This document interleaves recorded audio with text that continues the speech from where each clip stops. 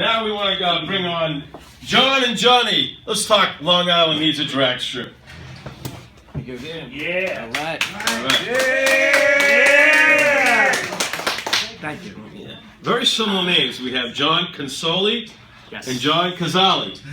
Yes. So John, it's a great movement. We're going to two-part segment here. The first part I want to get into is let's talk about the history of drag racing in Long Island, where it's been years back, and what's going on in the history of drag racing in Long Island. Because I know there has been a rich history of drag racing in Long Island. Yeah, drag racing and racing in particular has been a big part of Long Island, starting back in the 1800s with the Vanderbilt Motor Speedway, which is now Vanderbilt Motor Parkway.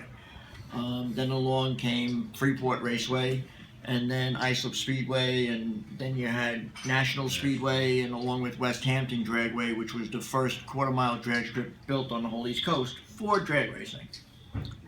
Fortunately, now that they're all closed, and the last racetrack that is on Long Island is Riverhead Speedway, which just happens to be a quarter-mile oval racetrack.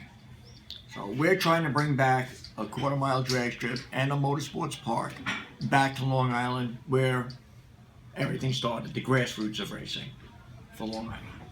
That's awesome. And John, let's talk about why drag racing is so popular and why you have so many members on your Facebook page.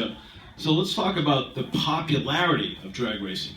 Yeah, it's extremely popular right now. The amount of people on Long Island that are just into the hobby, into the sport, it's overwhelming. The issue right now that we're having is that we don't, like John said, we don't have a facility out here on the island. So we're forced to go to New Jersey, Pennsylvania, Maryland, other states where we have to go and enjoy the hobby. But I mean, you see shows on television. There was a huge event down in Georgia that had record-breaking attendance numbers last weekend. So the exposure is there. It's just now we want to bring that here on Long Island, and the motorsports hobby is so rich out here on Long Island, where weekly car shows, events, cruise nights, things like that. Just the support is overwhelming, and like I said, on our Facebook page, we have just on Facebook 14,000 people that support this idea and want to see a track back on Long Island. So it makes sense, and that's what we're trying to do right now.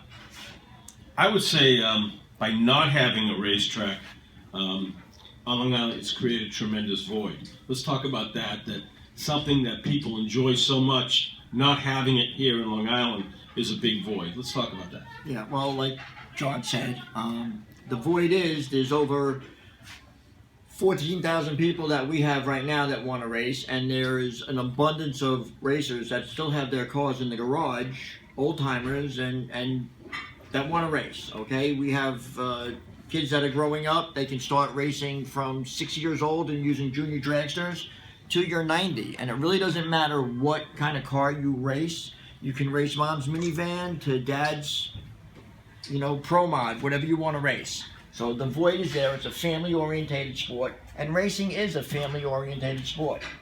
We miss that. We need that on Long Island. Let's talk about passion. John, how did you get into drag racing? And let's talk about the average drag racing fan. Mm-hmm. Why are they so passionate? Why do they love it so much? I mean, me personally, I've always been into cars ever since I was younger. Just, I have a truck that I'm working on that I'm putting an LS1 motor in right now that hoping if we have a track out here to take it down the track, but I also have a new Camaro. So I've always been enriched in that philosophy of just, motorsports and car customizing and things like that.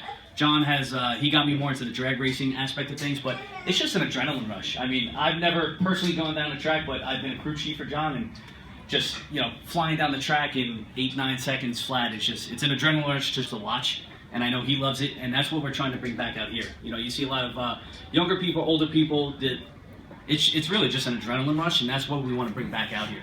And it's wild. It really is. Johnny, in the next segment, we're going to talk about your movement and some of the things you've accomplished and the popularity, but I can see from your followers there is a tremendous movement, and it's just growing. Yes, it's tremendous. It's like a forest fire that won't get put out.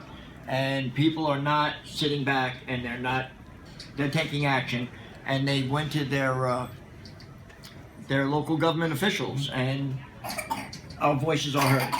So they know that we want this badly. All right. Long Island needs a drag strip. That's part one. In part 2, we'll talk about your movement and all the things you're doing with your movement and leading the way to having Long Island having a drag strip. So part 2 coming up later in the show.